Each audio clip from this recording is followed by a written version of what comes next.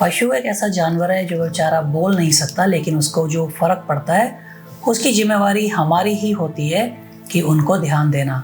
जानवर खाने से आदमी कोई बड़ा नहीं बन जाता, बल्कि आपके अंदर एक महानता आएगी अगर आप उसको बख्शेंगे, छोड़ेंगे। उनकी भी एक लाइफ है, उनकी भी जिंदगी है, उनकी भी फैमिली है। आप अपने राष्ट्र में जैसे हैं, अगर एक दूसरे मानव को हम जैसे करते हैं ट्रीट, उसी तरह से अगर आप अपने जानवरों को भी करोगे तो आप ही एक महान देश बनेंगे। गलत धारणा है लोगों में कि या तो मीट खा के या कुछ नॉन वेजिटेरियन खा के आप लोग इनसे बेहतर हैं।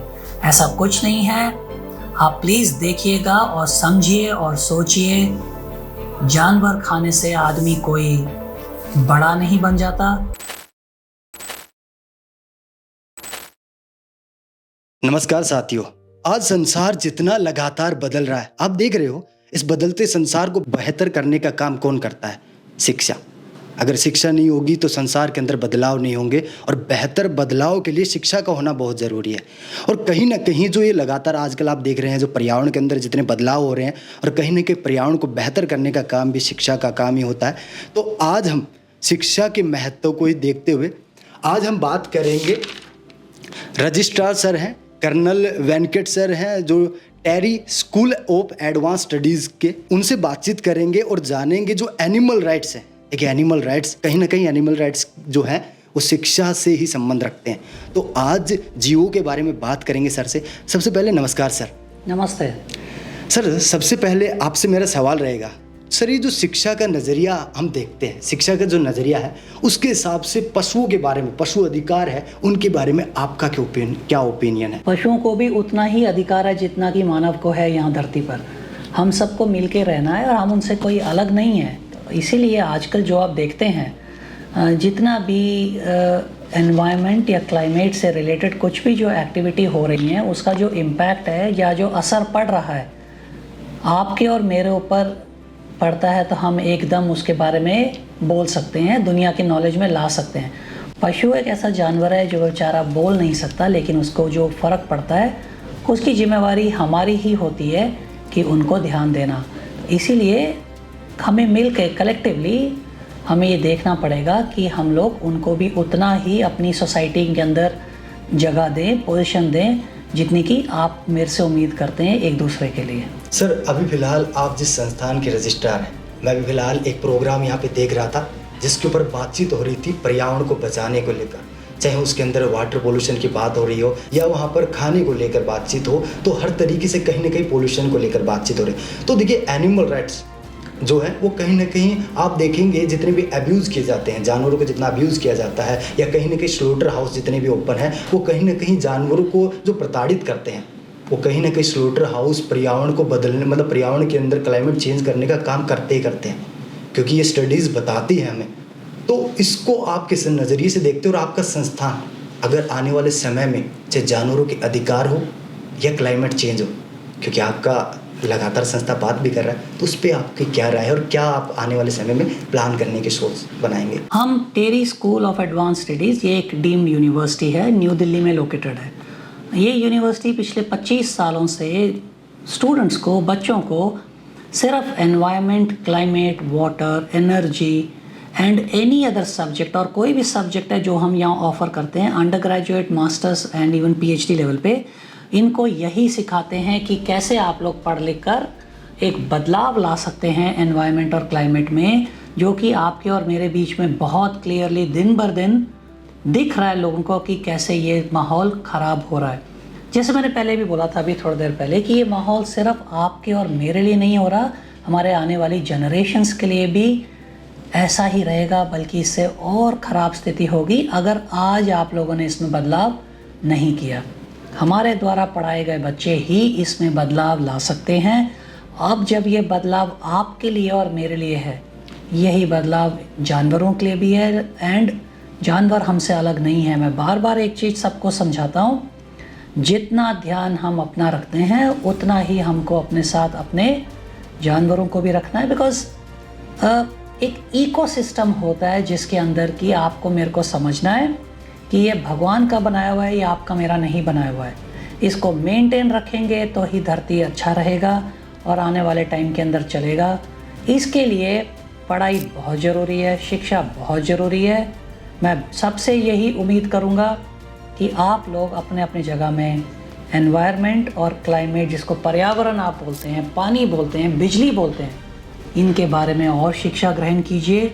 किसी की कोई ज़रूरत हो आइए हमारे पास, हमारे यूनिवर्सिटी में, हम अपनी तरफ से पूरी मदद करेंगे। सर अभी मैं आपसे आपके जीवन के बारे में कोई ऐसी चीज़ जानना चाहूँगा जो कहीं ना कहीं आपसे ऐसा जीवन में कभी ऐसा टकराव हुआ कि जानवर आपको दिख गया हो, उनके राइट्स के बारे में आपके मन में कभी ख्याल आया हो, या कहीं ना कहीं लगा हो कि आज मुझे इनके बारे में सोचना चाहिए। तो कभी कभी ऐसा इंसिडेंट आपके साथ कभी जीवन में हुआ? बिल्कुल, यहाँ नई दिल्ली में ही हुआ है। जब मैं रोज़ देखता हूँ, जब मैं घर से ऑफिस आता हूँ, मैं रोड पे या सड़क पे गाय को देखता हूँ घूमते हुए, और हर बार मेरे को ये चीज़ लगती है कि अच्छी चीज़ है, उनको भी आप चारा के लिए या खाने के लिए छोड़ते हैं, लेकिन रोड पे छोड़ने से मुझे हमेशा ये फीलिंग आती है, अंदर से लगता है कि कुछ हादसा भी हो सकता है।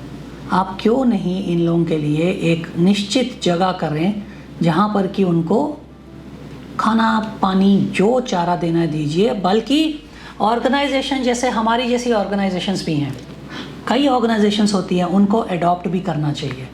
इसी से मिलके क्या होगा, हम लोग इंश्योर करेंगे कि इनकी भी सेफ्टी और सुरक्षा होती है, और ये रोज़ का माहौल है यहाँ पर। इसके लिए मैं अकेला नहीं बदलाव ला सकता हूँ, हम मिलकर ही ऐसे बदलाव ला सकते हैं। सर एक चीज़ हम लगातार देख रहे हैं, जो लगातार स्लोटर हाउस के अंदर जितने भी जानवरों को ख़त्म किया जा रहा है, उनको आगे खाने के लिए भेजा जाता है, तो कहीं ना कहीं एक रेड मीट जो लगातार आज प्रचलित चल रहा है, लोगों का पसंदीदा बन चुका है, जो लोग खाते हैं, तो उससे क्या हो गया है कि स्टडी से पता चला है कि कुछ लोगों को कैंसर भी हो रहा है उससे। तो शिक्षा के माध्यम से कहीं ना कहीं ये नहीं होना चाहिए कि लोगों को अवगत कराया जाए कि कहीं ना कहीं आपके शरीर को ख़राब कर रहा है, गलत आपके ऊपर असर डाल रहा है, फिर भी आप खा रहे हैं। तो इसके ऊपर सर एक्चुअली हमारी कंट्री से ज़्यादा इसके ऊपर नॉलेज किसी को नहीं होगा। Hindu by nature and India by our country, since beginning हम लोग शाकाहारी रहे हैं। और आप अगर देखेंगे तो इससे अच्छा भोजन, इससे अच्छा आपको जो विटामिन्स एंड मिनरल्स बॉडी में मिलते हैं वो कहीं नहीं मिल सकते। ये गलत धारणा है लोगों में कि या तो मीट खा के या कुछ नॉन वेजिटेरियन खा के आप लोग इनसे बेहतर हैं। ऐसा कुछ नहीं है। आप प्लीज़ देखिएगा और समझिए और सोचिए, जानवर खाने से आदमी कोई बड़ा नहीं बन जाता, बल्कि आपके अंदर एक महानता आएगी अगर आप उसको बख्शेंगे, छोड़ेंगे। उनकी भी एक लाइफ है, उनकी भी ज़िंदगी है, उनकी भी फैमिली है। रहने दीजिए उनको अपनी ज़िंदगी में और मिलकर रहें, तभी आपका और मेरा इसमें भला है। सर आपसे अब मैं 4-5 कुछ महान व्यक्तियों ने कुछ अपनी लाइनें रखी हैं, उनके ऊपर आपका ओपिनियन जानना चाहूँगा। तो सबसे पहले सर मैं महात्मा गांधी जी से शुरू करता हूँ। महात्मा गांधी जी ने कहा था, किसी राष्ट्र की महानता और उसकी नैतिक प्रगति का आकलन इस बात से लगाया जा सकता है कि वह अपने पशुओं के साथ कैसा व्यवहार करता है। आपकी इसके ऊपर क्या? बहुत सही, बहुत सही। मेरे से पूछेंगे तो मैं वही पंक्ति को वंस अगेन दोहरा दूंगा कि आप अपने राष्ट्र में जैसे हैं, अगर एक दूसरे मानव को हम जैसे करते हैं ट्रीट, उसी तरह से अगर आप अपने जानवरों को भी करोगे तो आप ही एक महान देश बनेंगे। सर दूसरा है लियो टोल्स्टॉय। उनके बारे में मैं आपको बता दूं, उन्होंने एक लाइन कही थी कि जब तक कत्लखाने बने रहेंगे तब तक युद्ध भी होते रहेंगे।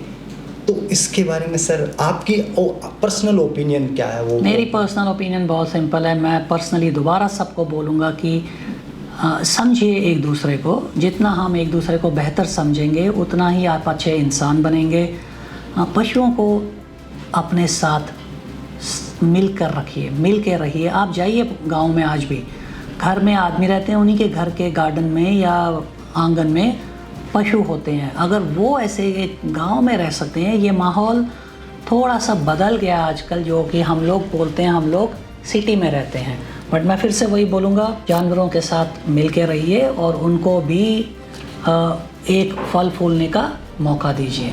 Thank you sir. आपसे बातचीत करके बहुत अच्छा लगा। आपने जो बातें बताई जो एनिमल राइट्स के बारे में, उसके लिए बहुत बहुत धन्यवाद। देखिए सर, आज हमारी सर से बातचीत हुई और सर ने हमें जो एनिमल राइट्स के बारे में बताया वो बहुत ही सोचने वाली बात है, और जो सोचने विचार करने वाली बात है कि आप समय के साथ कैसे शिक्षा का उपयोग करके अपने आने वाले जो पर्यावरण है उसके ऊपर खुद से बातचीत भी करें और लोगों के साथ भी बातचीत करें।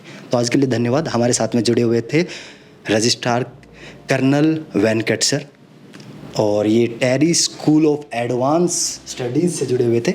इनसे बातचीत करके बहुत बहुत अच्छा लगा। Thank you so much sir.